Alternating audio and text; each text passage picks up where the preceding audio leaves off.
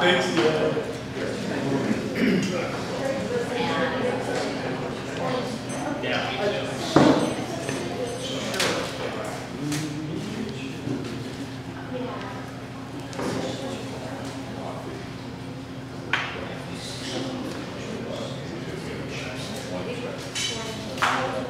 All right, good morning, everyone. I'd like to welcome you to the Bremerton Chamber of Commerce Eggs and Issues.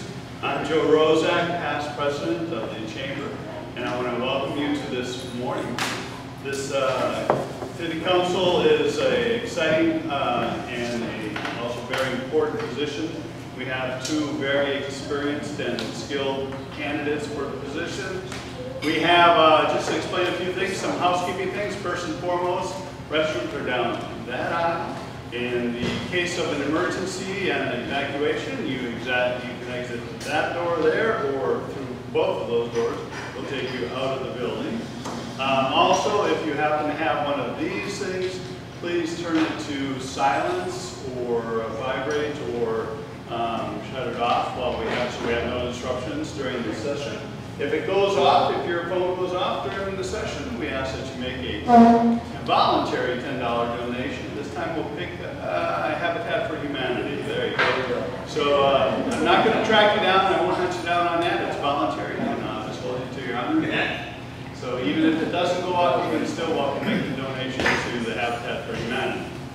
So in addition to that, also a reminder that the video is running for the show. We do run it on our Facebook page, so I welcome you to do that. We do ask that no other pictures or filming of the candidates in the session this morning be taken. And so with that, today's morning, just give you a quick view of how things work. We'll begin, each candidate will have 3 minutes initially to talk to you, to give you some of their background and share you their platform. And then from there, we'll move into the question and answer period, of which candidates will have 1 minute to answer the questions, of which you, the audience members, and also we have additional questions have prepared for the candidates this morning.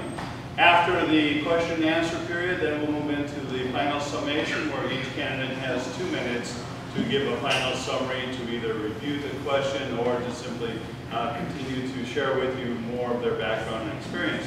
Frank is going to be our timekeeper. When the yellow one goes up, you have 10 seconds left. Red one goes up, then we get the hook out. Okay? And that'll be the end of it. So with that, we'll begin today's Eggs and Issues. Since we do everything alphabetically, I believe Leslie will get to you with the 3 minute introduction, please. First of all, thank you very much for the Chamber and Cloverleaf to having this forum and having us here. My name is Leslie Dowds, and I am running for Bremerton City Council District 2. And by the way, welcome to District 2. I am now finishing up my second term in office, and I am running because I feel there's still a lot of things that need to be accomplished in the city of Bremerton.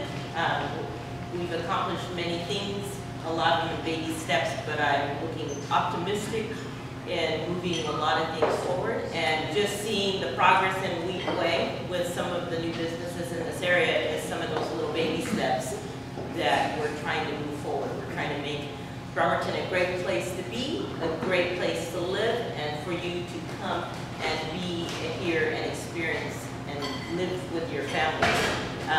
Besides that, I am currently the chair of the Public Safety and Parks Committee. I am the chair of the Audit Committee, and I am on the Kitsap Regional Coordinating Council, Puget Sound Regional Coordinating Council, and currently just been appointed to Kitsap Transit as well. So I'm very involved with our city as far as making sure we move things forward. And my goal has always been the same, is to represent neighborhoods, families, and kids. If you look around in the area of District 2, it is heavily populated with families and kids, and a very busy business district that needs strong support and someone that's going to move us forward.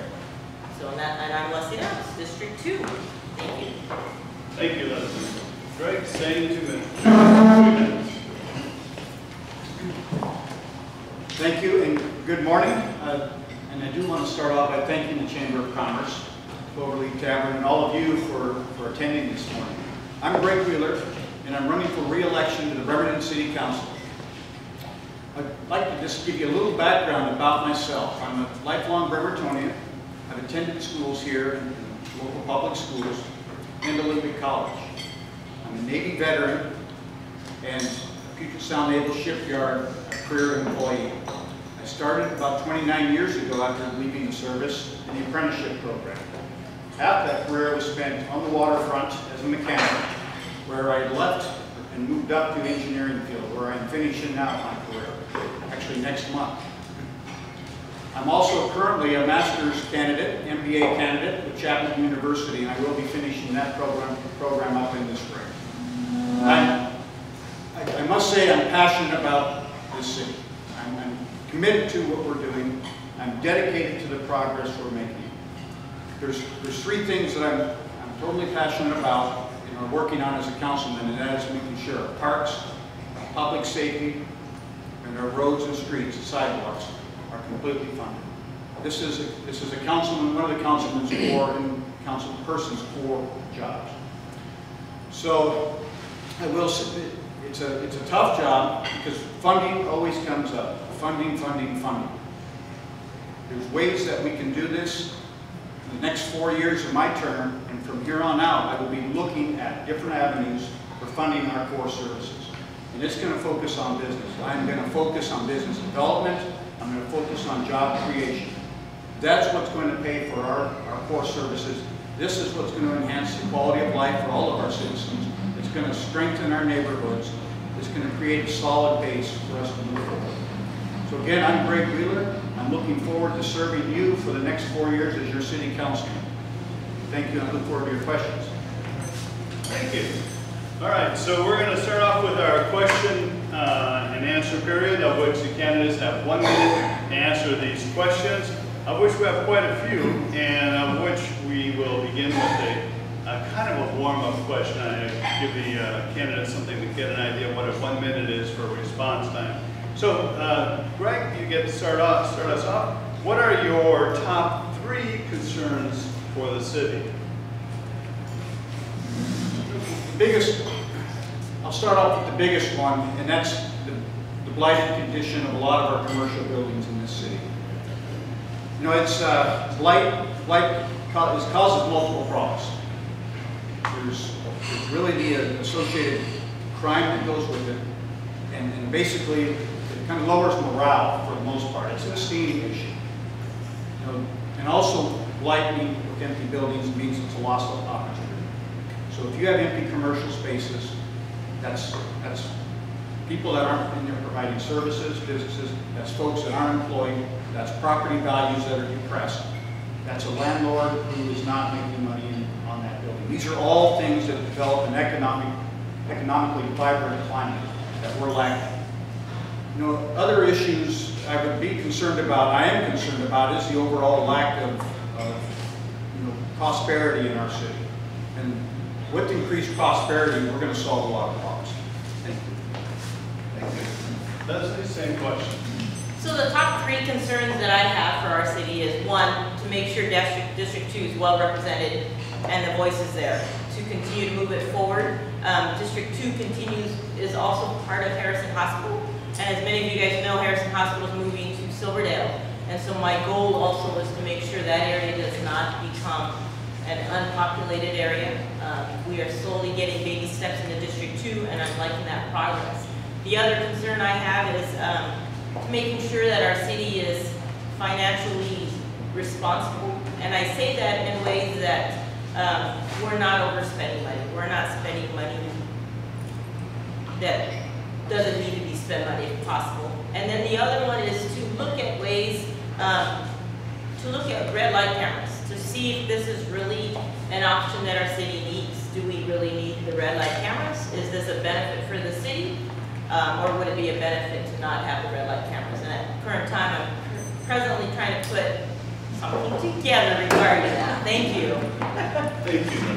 All right, so now that you've had a chance to warm up, we'll jump right into it one of our audience members asks you a question.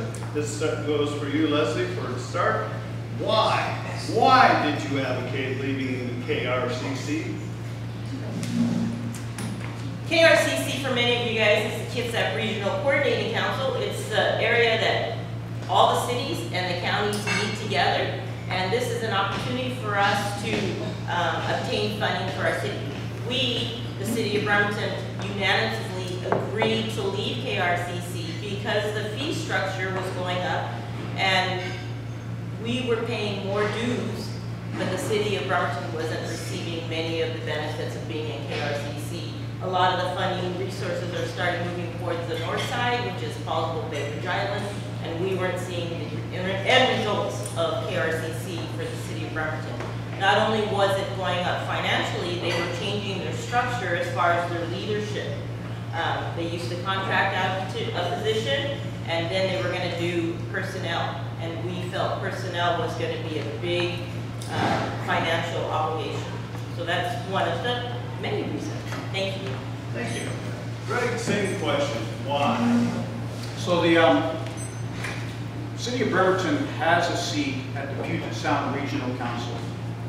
So as a member of KRCC, we collaborate with other jurisdictions to coordinate a message that where they would select another representative to sit at PSRC, Puget Sound Regional Coordinating Council. The City of Bremerton has decided we're going to go and advocate on our own behalf. We can focus our energy and our resources towards issues that directly affect our city.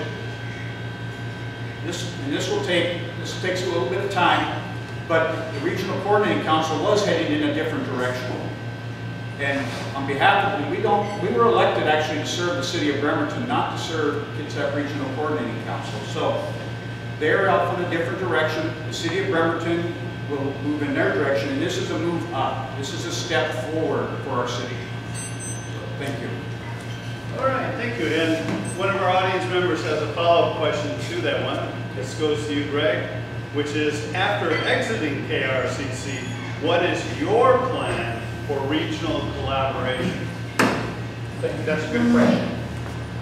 So the issues that the City of Bremerton is facing involve infrastructure that supports Puget Sound Industrial Center, or infrastructure that gets workers on and off the peninsula to the shipyard. Those are the things that provide jobs. This is the type of work that will provide jobs. Our resources are limited. We will focus those resources on issues that will help, on those type of issues that will help us. We'll align ourselves with partners who will help us not only lobby in Olympia, but will help us achieve grants as well. This is it's a full court press towards job development and ensuring we become economically sustainable. Thank you. Sure, the question is, after exiting KRCC, what is your plan for regional collaboration? We have agreed, since we did choose to leave KRCC, that we are still going to continue to partner with them. They are our fellow county and fellow cities, so we are going to continue to partner with them and work with them. We are also going to partner with Puget Sound Regional Coordinating Council. Because of our city and our size and our population, we can go into Puget Sound Regional Coordinating Council and go in there and as a separate entity and accept funding as well. So we're going to be partnering with as many folks as we can. And for some of you guys who don't know this, we've changed our SKIA to Puget Sound Industrial Center. It was South Kitsap Industrial Area. And we changed the naming because we wanted to represent the area as far as the Puget Sound, not just South Kitsap area. So that's the industrial area. And so we are going to continue to partner with our fellow electeds. We lobby in Olympia, and we're going to continue to work in Seattle with PSRC, and we're going to work with our city and our county and with KRCC. So we're going to continue to partner with our fellow people and our neighbors and our businesses. Thank you. Very good. So now, staying on the same issue of economic development for the city, this audience member asks, what are the major obstacles to filling vacancies in the downtown area? I think some of our major obstacles that is an issue in the downtown area is limited parking. And I say that because we challenge our downtown area is becoming a great area to be and visit, but we are challenged with parking as we have the shipyard. As much as we would love to extend the 2-hour, 3-hour parking limits to longer timeframes, we are challenging ourselves and work with the shipyard. And many of the workers at the shipyard would take up the parking in the downtown area, thus taking it away from our businesses and the shoppers. And we don't want to take that away from the businesses. So I think the big challenge is the parking. We are trying to work in our permits and with our city as far as trying to get businesses in there. But I think the biggest issue right now is our parking. Thank you. Greg, same question. I slightly disagree with that approach, although parking is an issue. The biggest challenge, and this is an effort that I am leading as a city council president, is the cost of development, of redevelopment in our downtown. Frankly, the amount of money you have to sink into a building to bring it up to code and make it where you can have occupancy does not draw the rent that justifies that cost. So, as a city, we voted to redirect our HUD money, which this is federal money that comes to the city, towards helping developers bring those buildings up to code. So this will cover the cost of the code violations, which are mainly seismic and sprinkling and electrical. This will cover those costs, make these buildings pencil. They will be filled, and we will have commercial occupancy. We will also have new residents downtown. This is a plan that's already in the works, and I'm proud to say I'm leading this effort. Thank you, Greg. So now, continuing on that same vein, audience member asks, what do you plan to do to improve business in East Bremerton? The statement is, we still have many empty storefronts. So now we're looking at East Bremerton, right? Okay. So something we've done recently, there's been a couple things. We've allowed drive-thrus again. It's amazing what a zoning feature with good intentions, like drive-thrus or eliminating them, what that would do to a business. So one thing we did recently was we authorized drive-thrus, which contributed to the development of Kitsap Bank, the Starbucks, and with McDonald's. So there's other things we can do. Parking can go back out in front of the buildings. For a while there, we moved it behind the buildings, thinking that this would create a more visibly pleasing environment and promote more of a bicycle-oriented community. We moved the parking back out in front, which allowed for development in other areas of our city as well. But that's something we can do here. But I think with East Bremerton, we can go into our codes and examine where we're prohibiting development. I think we can continue to find those areas and work on those. Thank you. Leslie, same question. East Bremerton is a diamond in the rough, and I say that because it's got so much potential. We have unlimited parking here, but I say that one of the reasons that we've done is I've asked the question, why is this area not being developed? And it took a matter of changing some of our city codes. Our city codes grandfathered drive-thrus. You were not able to build anything with a drive-thru. Our city code said you had to be 1,000 feet away from the freeway or the street. And so we've changed our city codes, asking the question. We changed our city codes. We now allow drive-thrus in this area. Hence the reason why McDonald's rebuilt. They started from the bottom up. We have a few other areas that are going to start rebuilding their businesses as well. We've got businesses that are moving more towards the street, Kitsap Bank and Starbucks, because of the change of the city codes. Our city codes for this particular area was very old and archaic, and it was just a matter of updating to fit the times. Thank you. So now you're focusing more specifically in this area. This audience member asks, what should Bremerton do to replace Harrison Medical Center? Leslie. This is an area that the City Council has put as one of our goals. The reason we put that as one of our goals is we do not want that area to become a blighted area, a business. We have, not only is there doctors' clinics and residents and nursing homes down there, but we have some restaurants that rely on Harrison Hospital. And so we are doing our best to find the best fit for that area. Some of the thoughts and options that people have put in our mindset is a veterans hospital. The closest one is Seattle, or the other one is in Tacoma. for the areas in this, for the veterans in this area, this would be a benefit. That's not set in stone, but that's one of the avenues that people are pushing to move towards. We do want to make that area a busy central area that is not going to be unpopulated. Thank you. Thank you. Greg, the same question. So I was fortunate to be selected for a task force to examine what happens when that leaves and what do we do to replace it. So Harrison Hospital has reassured us that there is going to be a medical presence here in the city of Bremerton. So it won't be a hospital, but there will be a significant medical presence. Now, as far as a blank, an area up there that's empty, it's a blank slate. Yes, that is not good, but it's also an opportunity. Next year, during our comp plan update, I invite you, and we will invite the entire community to share your vision for what that area can be. And I'd like to compare it with the professionals who do development planning and see what we can come up with. The views up there are outstanding. That is a tremendous piece of property up there. It's centrally located. There's nice new infrastructure on Old Wheaton Way that's going right by it. So, thank you. So continuing to focus on East Bremerton and some of the buildings, this audience member asked, and this goes to you, Greg, the old East High School has become an eyesore.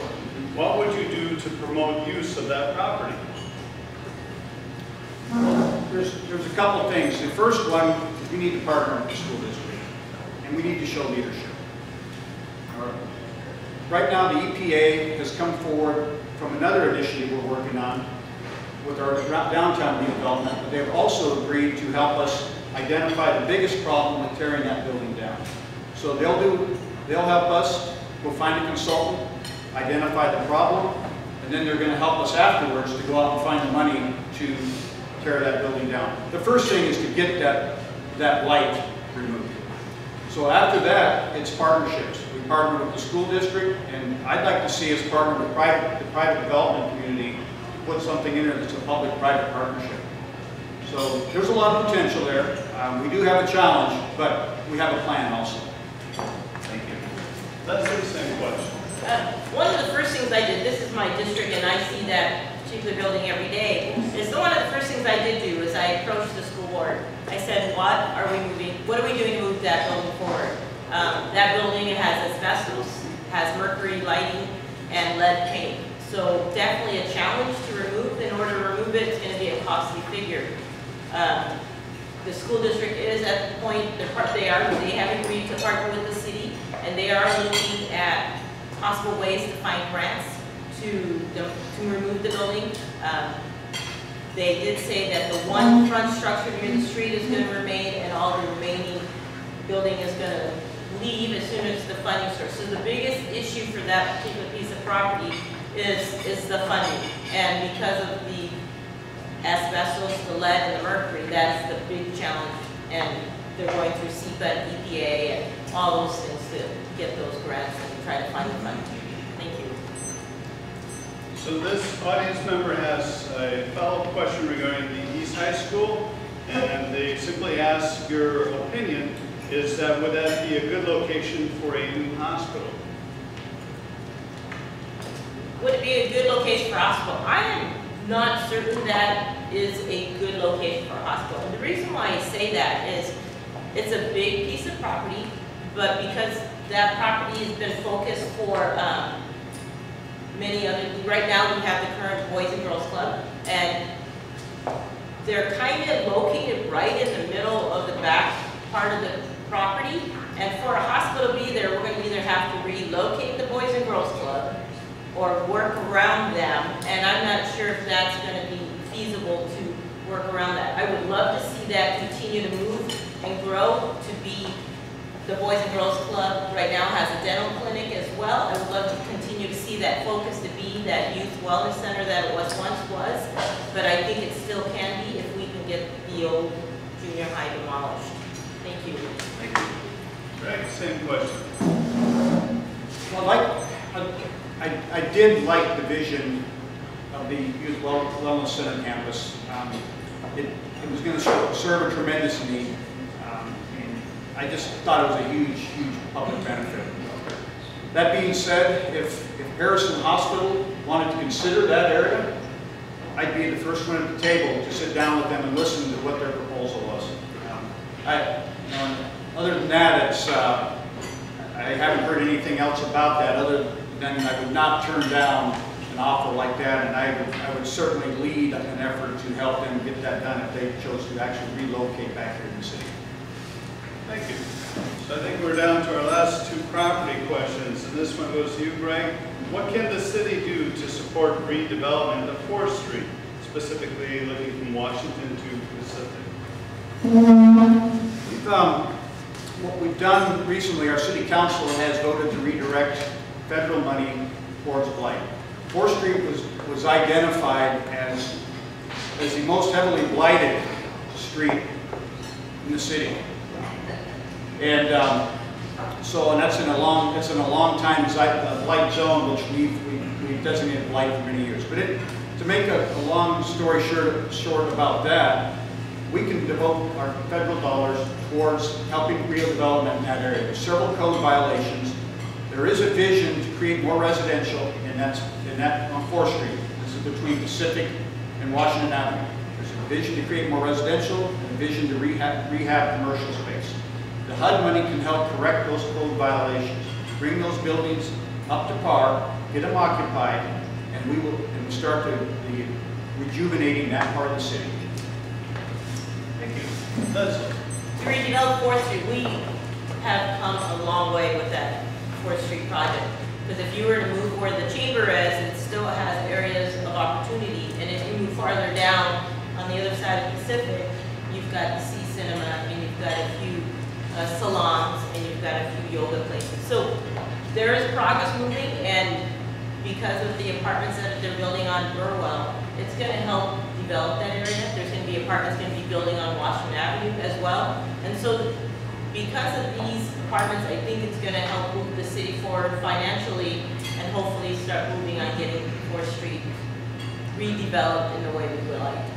A lot of it is empty buildings, and again, like my partner, Mr. Wheeler, said, there is funding for developers to start moving those areas forward to get their buildings up to code. So that is some of the areas we're moving forward. Thank you.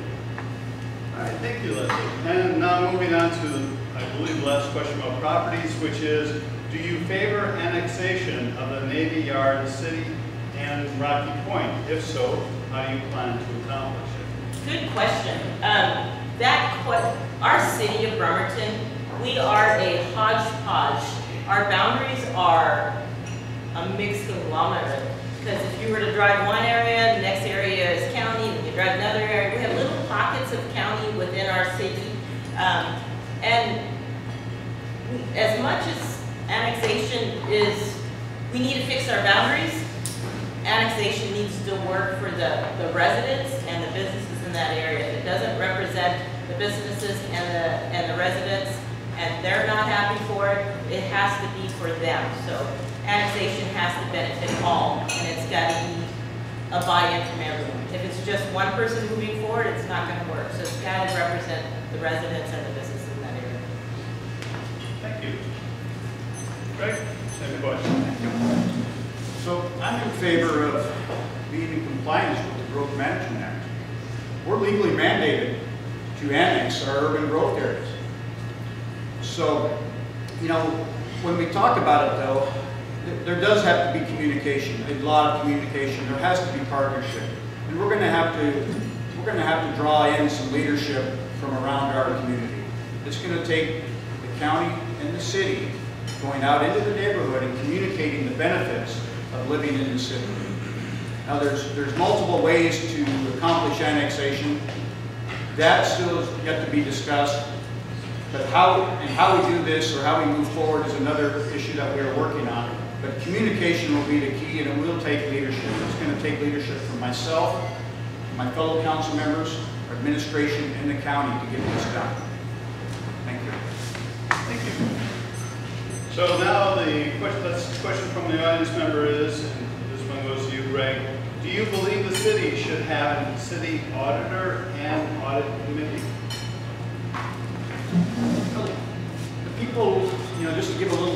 on that. The auditor is in our city charter where it is people require us to have one. I do believe that we should have one. The auditor is a check and a balance that I lean on all the time. When I talk about internal controls, when I'm working with the state auditor on interviews, I talk about our own audit. I talk about our audit committee being there to where we can present issues we think are flags, issues we want studied further. These are all things that any business would appreciate having. This is internal controls. So until I hear different from the people, and that would have to come through a vote. I am supportive of the auditor, and I realize and appreciate the value of having one. Thank you. Should we have an auditor for the city of Bremerton? I say yes.